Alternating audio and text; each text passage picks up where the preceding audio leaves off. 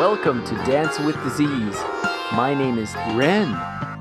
In 2016, my index finger started wiggling, which is great if you're training a dog, but I don't have a canine companion. And then the word Parkinson's came into my life. I knew from the beginning that this was not the downward spiral of doom as guaranteed by the brochures, but a kick in the ass to look at my life and change. This podcast is dedicated to sharing my magical journey of healing through trying every alternative therapy imaginable. Thanks for joining me. Let's dance. And it was in Southern Alberta that you had your first dance with disease. Yes, it was. It was. I was 31 years old. It was very scary. We were living in a very small house. I remember walking to the bathroom, which was, just a few feet away, and I just felt a twinge in here, other side. And it was like there's a lump there. And I went to the doctors. It was confirmed. And then the journey began. And that was, I wasn't so much into alternative methods at that point. So more or less I did what was suggested, which was a lumpectomy and radiation. And then, the life journey with that, then when I was ready to go back to work, tied into a job that I didn't have anymore, that I promised I would, et cetera, et cetera. So it wasn't just, working my way through the disease. It was life changes as well. It sounds like this disease was a manifestation of the life changes that needed to happen already. Yes, I would say so. The sad part for me was my son was 5 years old, and I missed all of his Christmas productions, let's put it that way. I guess I would say it was a lonely time because I needed to go stay in Calgary. I lived in Lethbridge. I needed to go stay in Calgary to get treatments and stuff. So I go for a week at a time and just miss family life. How did you gain the strength to keep moving forward? That's a good question. It's just who I am, I think. That's a very good question. I do have a very strong will to live, as I did at that point. And so that was your first, how long was that journey? Well, I remember going for checkups, like every however often, and then it went annually. And then at the 10-year mark, when they said, it's good, you're clear, it was like, I was scared because it's like, I'm not being checked anymore or something to that effect. So I have forgotten a lot of that whole journey, actually.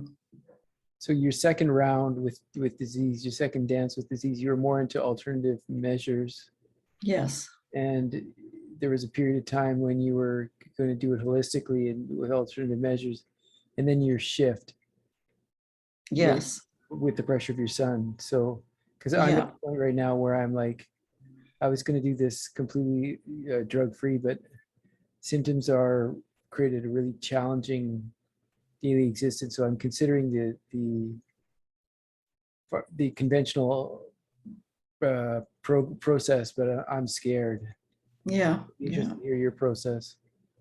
Well, for me, I like at each step, I really went inside, and yes, my son had very, a lot to do with it.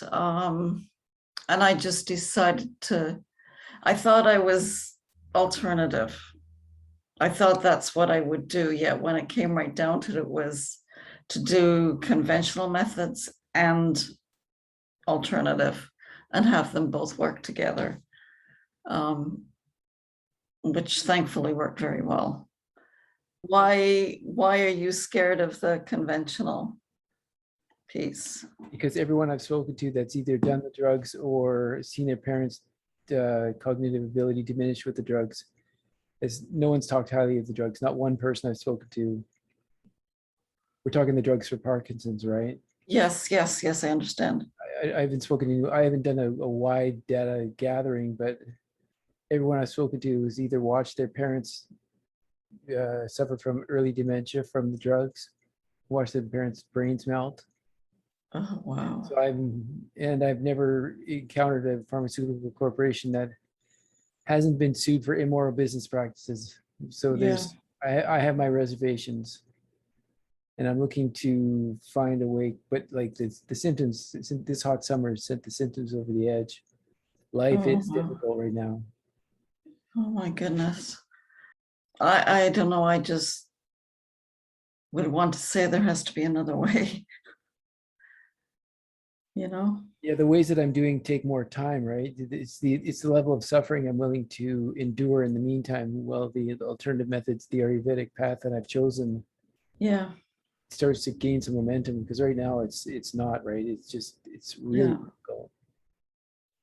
yeah, And I'm cool with difficult, right? I'm cool with the level, a certain level of suffering, but it's, oh, when it takes 10 minutes to put on socks, it's just like, oh fuck. yeah, yeah, Some things are working, right? We started walking more, and yeah. it's things are taking hold, but it'd just be nice to be able to work a little more effectively during the day. Yes, So yes. my question for you, back to you, is that, yeah, so you were going to go alternative, and then what was the turning point for you? And then how did you keep your mind on track for, in your heart, in your spirit full, when you're making a choice that wasn't your initial choice? Again, it was that to get quiet. It was conversations with my son. Um, it was a case of funding. It was kind of a whole bunch of things, but um, yeah, it was just, yeah, it was just a lot of different things. And like I said, like the way it was put to me was originally they said surgery, chemo, and radiation. And then it was, no, you need to do chemo first. And I was like the amazing things that happened throughout, the angels that showed up, the gifts that I was given were incredible. I remember so much advice from people, well, you should do this or try that. And I decided I needed to go on a road trip, go visit my friends before I came back and started my treatments and stuff. And my friend said to me, I've got a session set up for you. And I'm like, oh no, another one. Anyway, I went. It was a Rife machine, and I just really resonated with it for some reason. And I asked him how much it was, which was way beyond my limit. And I said to him, can I do a payment plan, which didn't make any sense because at that point, I wasn't working, et cetera, and how could I be? And when I asked him about the payment plan, he said, no, my wife would kill me. I was like, okay. And within 24 hours, I had two very dear benefactors that, gifted the money for it so that I could use the Rife machine, which it was just amazing. Like the miracles that happened along the way, when I think back on it. Yeah, and I know I'm jumping about all over the place, but yeah.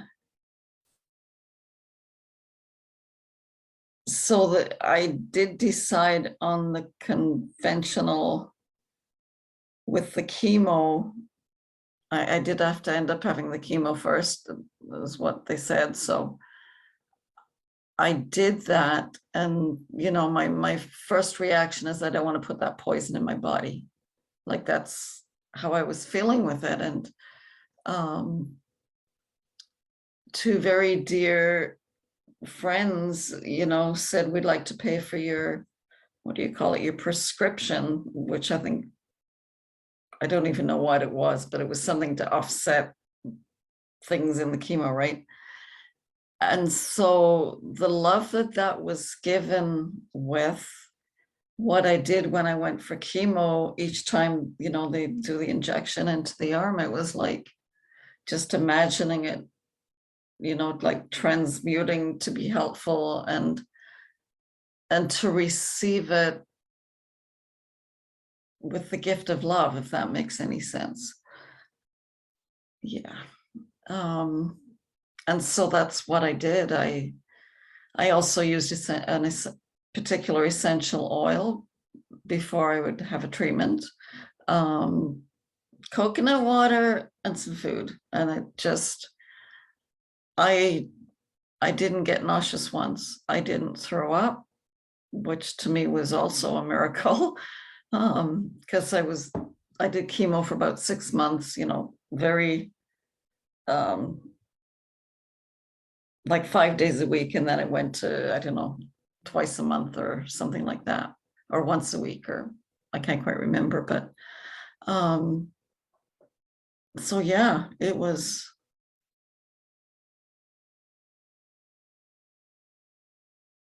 pretty miraculous within all of that too. And then it sounds like you received guidance from spirits or angels. How did that work, and how did you know how to trust those voices? I don't know, I just did. What part of it was it? I can't remember which part. I mean, I call it a 3-part journey basically, and I can't remember which part of it was, but you know, I was doing research and looking at this, looking at that. And one of them, the lady had said something about being alive for her sons. And for some reason within that, it was like, yeah, I want to be here for my son. So it was more driven from that. Like I said, I don't remember which part of the journey that was, but it's again, like I said, I just went quiet within and received the answer and then just followed it. And there was one piece, I mean, the surgery, when that was booked, they brought out their little pamphlet and it had April 21st on there, and I went, that's my birthday. And then I went, that's okay. This is, I treated it as a gift, you know, that supposedly removing the breasts removes the cancer, so to speak. But it was just changing the perception around, you know, oh, it's my birthday, I don't want to be doing surgery, blah, blah, blah, blah. But yeah, that was pretty interesting. I had a friend that she would call me up and she'd say, have you unwrapped your, this was after surgery, have you unwrapped your gift yet? Like, she was just hilarious. Yeah.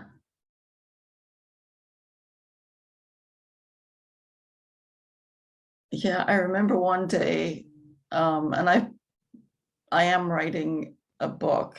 I started it years ago and then stopped and started and stopped, and I'm at the stopped point and want to continue on. But I remember in part of that writing just sitting down and being so grateful that I was in tears. It's the first time I've experienced that depth. what I call 100, I think it was 138 angels that had been with me throughout the journey. You know, like I call it both sides of the veil, so earth angels and otherwise. It was very incredible to just realize the support that was there and still is, for that matter. You know? And how does that manifest itself in terms of the support itself? Like, how does one who's not versed or open to that sort of experience or to realize what that is, how would they, well, how would I?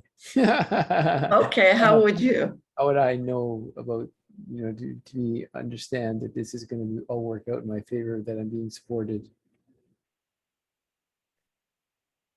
That's a good question too.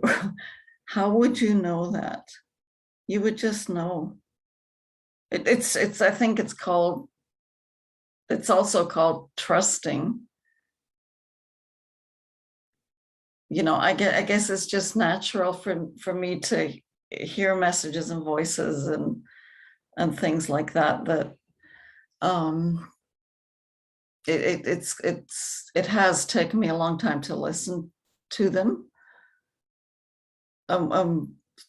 I think one of the changing points within that listening was standing outside of a printing shop one morning early, waiting for it to open. I needed to do something, and I get a message. I get a message. It comes in as voice. It came in as a voice, and it was like, go down the street and go in that store. And I'm like arguing with myself in my head that no, I don't have money or whatever it was, and go to that store.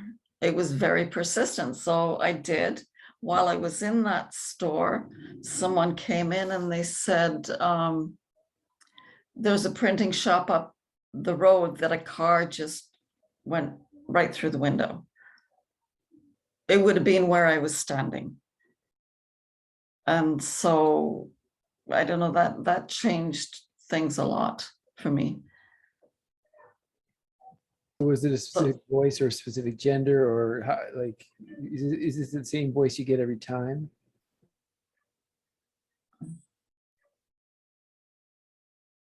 I would say mostly. I've never recognized it as a gender either. I don't know what I thought it was, really. Because I'm trying to unlock my own, Yeah. unlock the boundary, the barrier I have to following my instincts. Because I thought my instincts were telling me to not do the drugs. Yes. I'm like, fuck, how much more suffering do I have to endure? You know what I mean? Yeah. Yeah. And are you able to go, what I call it, go inside yourself and get to that quiet place and trust yourself? We're talking meditation. Maybe somewhat, but I don't call it that necessarily. I meditate. I'll give it a go. Do you have any recommendations for a process? Because I can sit and try and just try to listen, I guess. Is that, it would seem like that sort of approach would take persistence in order to gain mastery, or even sort of a starting point. Yeah. How would that be? Yeah, I guess it is meditation in a sense. I've just never thought of it that way. Is to get quiet and not doubt yourself, or not. It's not doubting yourself, because you have a wisdom in you that knows. Well, it was the voice that's telling me right now is saying that it's getting worse to get better. Yeah. That's what I've been following, but like, how much How much worse does it need to get? yeah. Yeah. Yeah. how much more difficult. I generally don't use the word worse. I use the word Yeah. difficult, Okay. Yeah. but it's hard to it's just trusting my own intuition. Why? Why is it hard to trust my own intuition? Yeah. It's a good question. I haven't actually looked into that. I could probably make lots of excuses about why that is.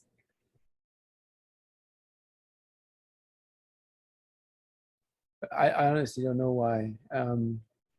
Because I've made choices in the past that I've judged, maybe Yeah. choices in the past that have put me in this position. Because I don't feel like I'm that person anymore. Certainly not. Yeah. Yeah. But yeah, it's so yeah. Maybe I'll give that a shot. So then, how do you know you just trust? Yeah. It is just trusting what you're receiving or what comes through, I guess, in meditation that you know to be the truth for you.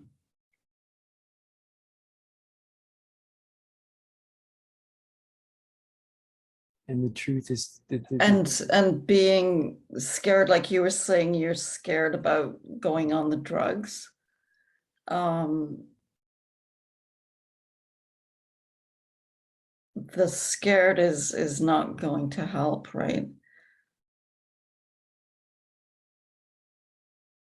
I like what you said about transmuting the process through accepting that it's a gift. That the in terms of your surgery was a gift on your birthday, or Yeah. Yeah. that the gifts that your friends gave you. I like the idea of that. That Yeah. stuff is difficult to hold on to for me. You said that's difficult for you to hold on to. Yes, Yeah. because the mind will start that way, and then the challenge is that the mind starts going down the negative path after that. Yeah. Yeah. I think sometimes that is built into us,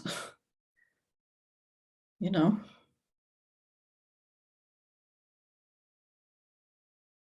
Yeah, yeah, maybe visualization is as you know, as you were speaking it back to me, that is more visualization to work with, right? And seeing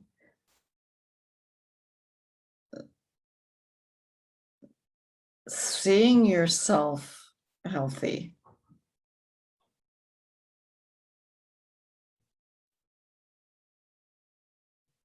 You know what that feels like, right? I have a visceral connection with that that's so strong that when I Yeah. go to put on my shoes, I'm expecting my hands to work a certain way. But yeah, that memory is still very strong. Yeah. So then, how did you, when you were doing your research through the conventional paths, how did you keep yourself strong? Because a lot of the research for medical things, or a lot of the writings on medical procedures or physical challenges, is all doom and gloom. Yeah. Um,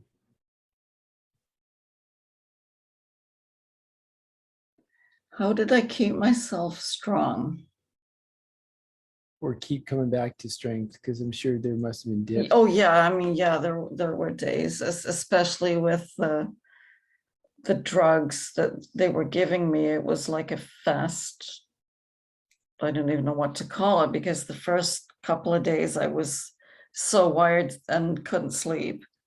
And then it was depression. And then it was, I forget what now, and that was like every week, the same cycle. And yeah,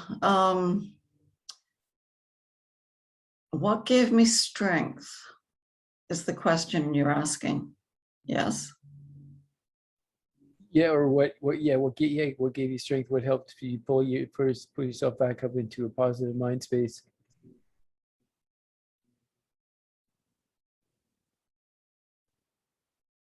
I think I have to go with the will to live. I mean, when I was first diagnosed and I had a session with somebody and she said to me, what percentage of you wants to live? And again, I do that inside piece. And it was like, I heard myself say 10%, and I went, holy crap.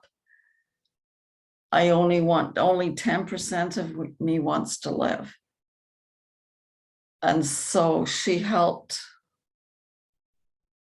guided me, she helped me bring that up, I think, to 80%.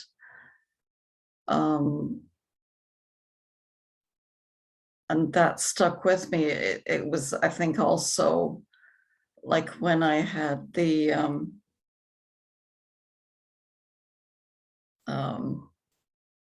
actually I found the lumps. I went to get what's that called, a mammogram, and the lady that was there, not the radiologist, but the other one, I don't know what she is, but I remember just feeling this dread and knowing, because I just knew that something wasn't right. And I looked at her, I said, I'm scared. I'm really scared. And she said to me, you beat it once, you can beat it again. She could have lost her job for that, right? I mean, she obviously knew because she was looking at the things, the x-rays and stuff. And yeah, and that I think changed, that actually gave me the direction, and just remembering that you've done it once, you can do it again. That must have been a huge uplift. It really was. I mean, it was scary and all of that as well. I mean, I did kind of go into shock, I would say. But yeah,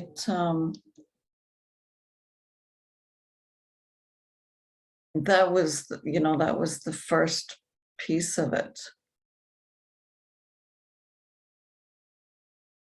And again, that's even what I mean by messages. She could have just not said anything, right? Oh, it's okay, dear, or whatever, but she chose to, what I say, what I would call, tell me the truth. It's like she knew I knew, or had a fair idea, It's fascinating to me. It's fascinating. And like I say, that's what I mean by messages. They come from so many different places and people and things. And so did you, what sort of changes did this bring to who you were and how you presented in the world? I'm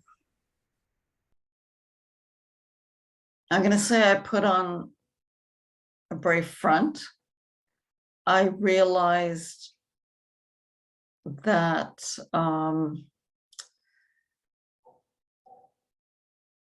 I always had this need to feel useful. So, when I couldn't be useful, then who am I? And that was a struggle all the way through, to basically take care of myself, do the self-care and all of that stuff.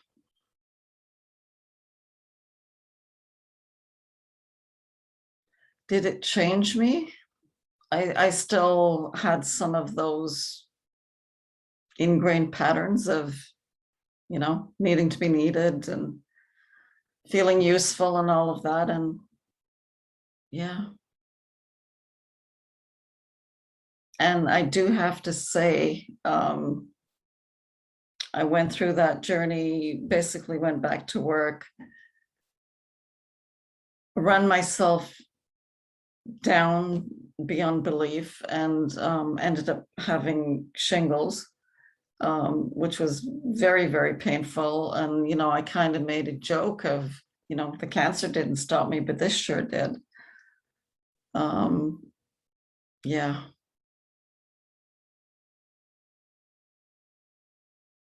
And so, even now, as I feel myself sometimes overdoing it or pushing myself beyond what is good for me, I remember the shingles more than the cancer. Interesting. Mm-hmm. Because of the physical experience. Yeah. Oh, it was very, very, very, very painful. Wow, and that was because of stress? I believe it was, yes. Self-caused stress. Whatever it was, I was trying to prove to myself at that point. I don't know, but yeah, I do believe it was caused by stress, absolutely. So, wow, that's profound. How long did that last? I think it took me a couple of months to get through that. And what kept you going?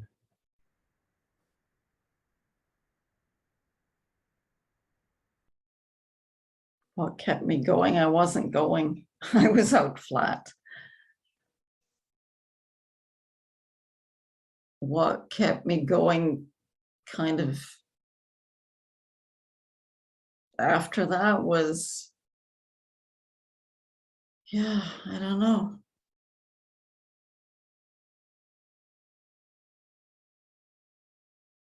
I don't know. Just keep on. So much internal drive or something. I can't put words to it right now. So, what would you say to somebody? This will be the last question, I promise. Thank you for your time. So, what would you say to somebody that's just facing a diagnosis? Any diagnosis. Yeah, well, Any diagnosis of anything. it's something serious, right? Something like something that's going to bring on the fear. And well, actually, before that, how did you navigate the fear? Was it the voices? How did I navigate the fear?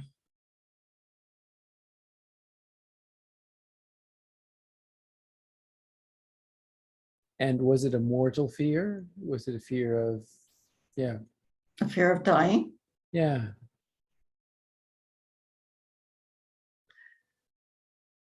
Yeah, I would say it was. And you know what? It was a fear of not being needed, which might sound silly, but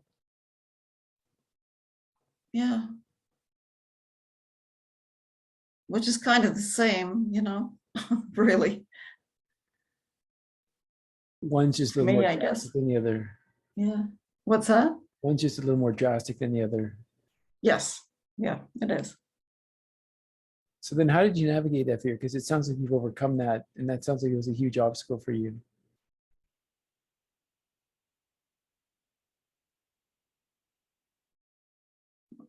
I guess just by, I would say there was visualization in there for sure.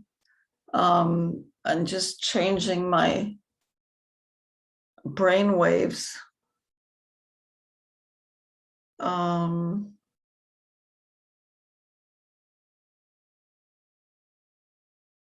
support.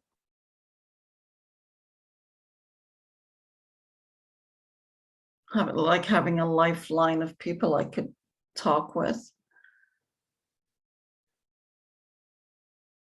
Yeah. You're posing some questions that, I hadn't even ever thought about. It's like, oh, I just did. That's all. But how did I, and what I learned in that, how can I help others through it in that way. You know? Yeah, what would you say to somebody that just got a diagnosis of breast cancer and they're scared to death? They're wallowing in that cloud. I call it the cloud of fear. Yeah. I went through a year of depression and insomnia after. It Yeah. was brutal.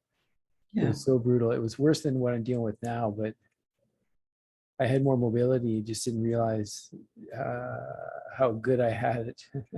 Yeah. Yeah. But so, what would you say to somebody that's just facing that huge question about their mortality?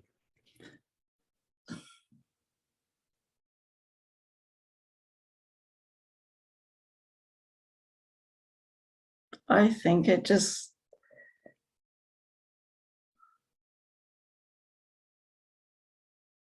I just keep going back to trust, and I guess in a sense, like counting your blessings with the like gratitude in each and every day, every moment, not just each and every day, and looking for the gift in it and how to get through the fear.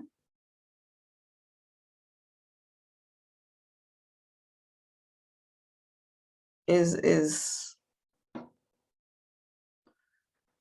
working with the mind, basically, right? In terms of being proactively mindful, so that you can see that negative jackal mind or ego Yeah.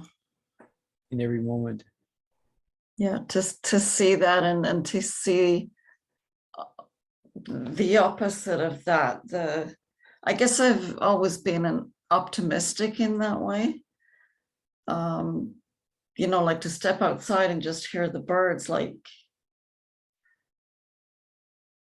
if you can fill yourself up with that gratitude and that appreciation, it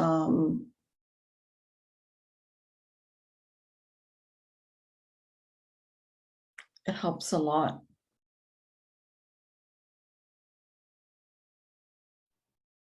Nice. Thank you for your time.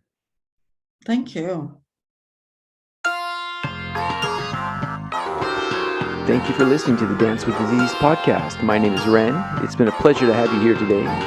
For more podcasts and the films, Dance with Disease, log on to YouTube, Ren the Artist. See you next time.